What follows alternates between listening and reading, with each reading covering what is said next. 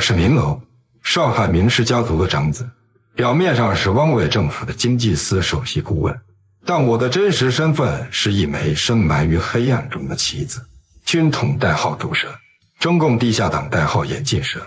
每一天我都在三重伪装中挣扎，家族的掌声，商委的高官，抗日的战士。那天我重返上海任职，汪曼春在汪伪政府大楼前迎接我。她曾是与我共度青春的师妹，如今却成了76号情报处的刽子手。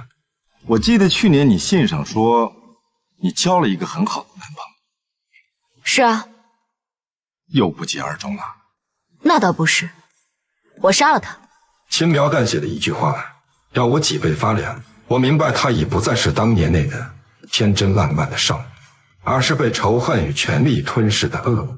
蓝田洋子对她的夸赞更让我意识到自己必须用最完美的伪装才能在这盘棋局中存活。明台是我最疼爱的幼弟，本该在香港大学读书的他，却因一次偶然的救人被军统疯子王天芳绑架。当阿成告诉我港大根本没有明台的入学记录的那一刻，我几乎失控。那个连我都忌惮的毒蜂王天芳竟敢用明台作为棋子，可我无法暴露身份去救他，只能暗中切断王天风的通讯线，用权力博弈的方式警告他。我要让王天风知道，我人不在重庆，一样可以控制他的通讯设备。我虽然放弃了应交，但不等于不给他颜色看。在酒楼与同僚谈笑风生时，我的部校已悄然处决了叛国的汉奸。